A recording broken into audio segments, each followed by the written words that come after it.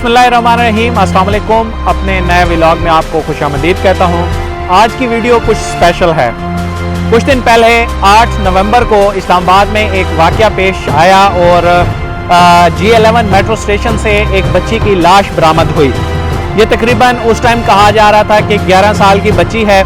और इसकी शनाख्त मालूम नहीं थी कि ये बच्ची कौन है, यहाँ पर इसकी लाश कौन फेंक के गया है। और इसके बाद जैसे ही ये खबर मीडिया पर नशर हुई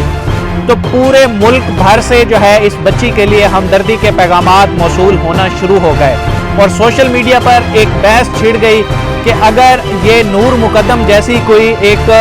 आला घराने से इलीट क्लास से ताल्लुक़ रखने वाली बच्ची होती तो इसके हक़ में मुजाहरे किए जाते, इसके हवाले से स्पेशल कैंपेन्स चलाई जाती, इस पर स्पेशल टीवी प्रोग्राम्स होते। लेकिन चूंकि ये बच्ची किसी गरीब की बच्ची नज़र आ रही है और एक लावारिस लाश जो है वो एक बंद मेट्रो स्टेशन के वाशरूम से मिली है, तो इसलिए इस पर कोई बात नहीं कर रहा और मुआशरे के डबल स्टैंडर्ड्स पर भी बात की गई। ये एक अंधा कत्ल था जिसमें यह भी शुबा जाहिर किया गया कि इस बच्ची को ज़्यादती के बाद कत्ल किया गया है और इस्लामाबाद पुलिस के लिए ख़ास तौर पर यह एक अहम टास्क था कि वो इस केस को कैसे सॉल्व करते हैं, क्योंकि इस्लामाबाद में आपको पता है कि मीडिया बड़ा वाइब्रेंट है और रोज़ाना की बुनियाद पर चीज़ें फॉलो अप्स में भी रिपोर्ट हो रही होती हैं। तो इसलिए इस्लामाबाद पुलिस के लिए ये सख्त इम्तिहान था कि इस वाक़े को कैसे वो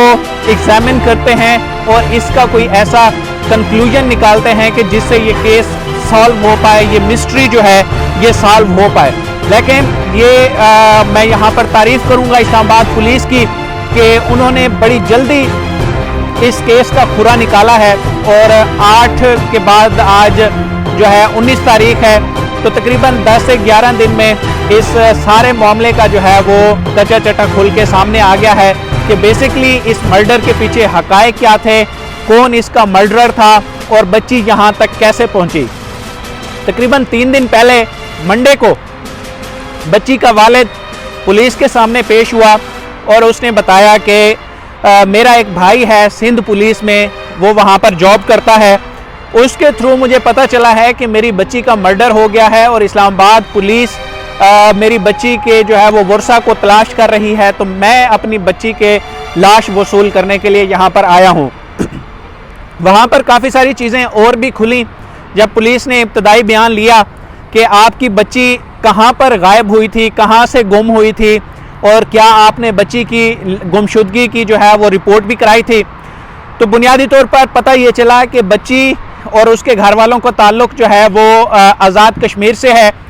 और ये आए थे यहाँ पर मुख्तलिफ जो रूहानी शख्सियात हैं उनके मज़ारात पर हाज़िरी देने के लिए। और बच्ची के वालिद ने ये बताया कि रात को हम गोरड़ा शरीफ दरबार पर सोए तो सुबह बच्ची वहाँ से लापता थी,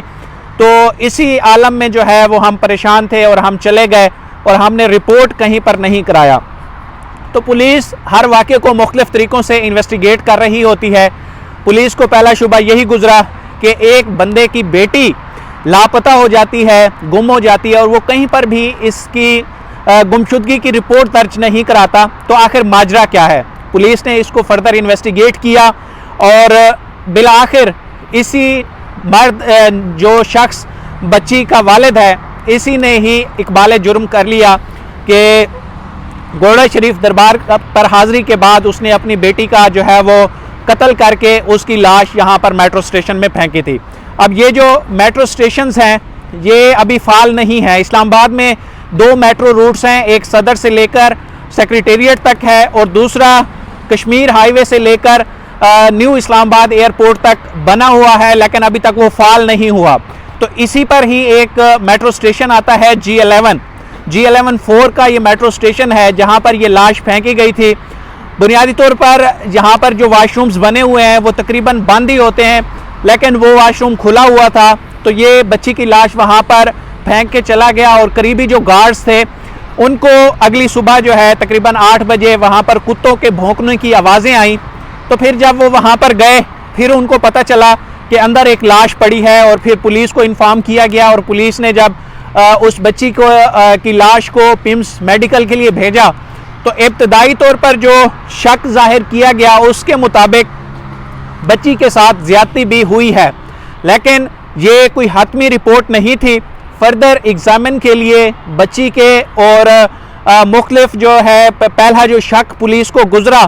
तकरीबन कोई 15 से ज़्यादा लोगों के DNA टेस्ट जो है वो फ्रांसिक के लिए भिजवाए गए लाहौर। अभी तक उसकी रिपोर्ट आना बाकी है, लेकिन मीनवाइल ये सारा मामला हो गया है और अब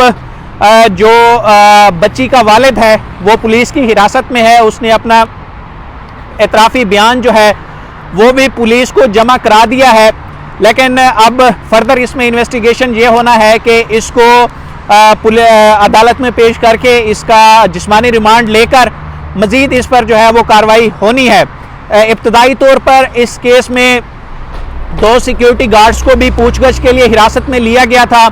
और बाकी भी मशकूक अफराद का डाटा चूँकि पुलिस के पास होता है तो उसी को मद्देनज़र रख के काफ़ी सारे लोगों के नमूने हासिल करके वो लाहौर भिजवाए गए थे। लेकिन यहाँ पर यह बात बड़ी ज़रूरी है कि जो एक सेंटिमेंट चल रहा होता है पब्लिक में, अब पब्लिक को दोनों एंगल्स को देख के जो है वो अपना रिएक्शन करना चाहिए। हर चीज़ को हम किसी न किसी वाक़े से जोड़ देते हैं। ये हमारे मुआशरे की थोड़ी बहुत कॉम्प्लेक्सिटी आप इसको कह लें कि कॉम्प्लेक्स हैं लोग कि नूर मुकद्दम का केस जो है वो इतना मीडिया पर हाइप हुआ, उछाला गया, उस पर प्रोग्राम्स हुए, अभी तक भी जो इसकी हेयरिंग्स होती हैं उस पर लोग बात करते हैं और हज़ारों की तादाद में ऐसे लोग हैं जो इस वाक़े की अपडेट्स लेना चाहते हैं, लेकिन इस लड़की के बारे में जो है कोई फॉलो अप जो है वो मीडिया पर रिपोर्ट नहीं हुआ, ये शिकवा किया गया। लेकिन मैं कहता हूँ कि ये मीडिया का ही फॉलो अप का असर है कि पुलिस पर भी एक प्रेशर होता है। पुलिस भी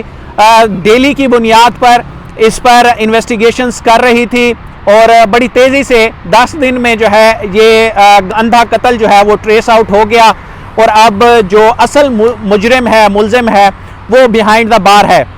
अब नूर मुकद्दम केस से और इससे अगर हम मुआवजना करें तो इसमें 2 बड़े डिफरेंसेस हैं कि नूर मुकद्दम केस को फॉलो अप करने वाले, पैरवी करने वाले उसके अपने घर के अफराद थे, वो पुलिस को भी गए, उन्होंने अपना स्टेटमेंट दिया, FIR भी दर्ज हुई, फर्दर भी जो चीज़ें जितनी भी चलती रहीं, पब्लिक मूवमेंट भी जो चलाई गई तो उसके वालिद जो है वो उसको लीड कर रहे थे, तो वो सारी चीज़ें वो खुद मैनेज कर रहे थे। लेकिन यहाँ पर केस ये था कि बच्ची का अपना वालिद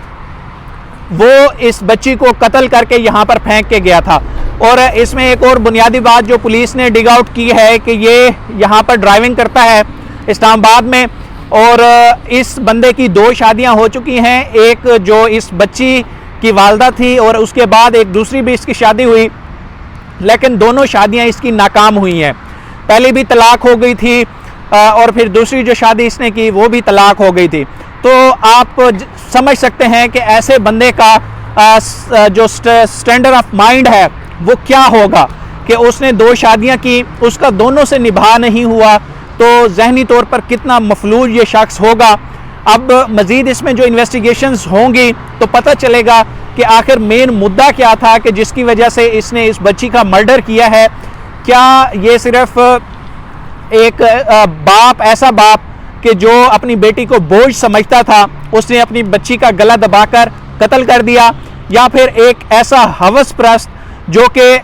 उसको कहीं और से कुछ नहीं मिला तो उसने अपनी बेटी पर अपनी हवस बुझाई, ख़त्म की और फिर वहीं पर उसको कत्ल करके फेंक दिया। ये दोनों चीज़ें अभी इसका जो है कंक्लूजन सामने आना है, क्योंकि पुलिस की इन्वेस्टिगेशन जारी है और पुलिस इस हवाले से मज़ीद जो है जो भी पेशरफ्त होती है तो उस पर हम भी अपडेट ले रहे हैं। पुलिस की जानिब से जो कुछ सामने आएगा वो आप तक रिपोर्ट करेंगे। तो ये एक अंधा कत्ल था जो कि ट्रेस आउट हो गया है शहर इक़्तिदार में। इंशाल्लाह इस केस के जो फॉलो अप्स होंगे वो भी आप तक पहुंचाएंगे। अब तक के लिए इतना ही, मुझे दीजिए इजाज़त। अल्लाह हाफ़िज़।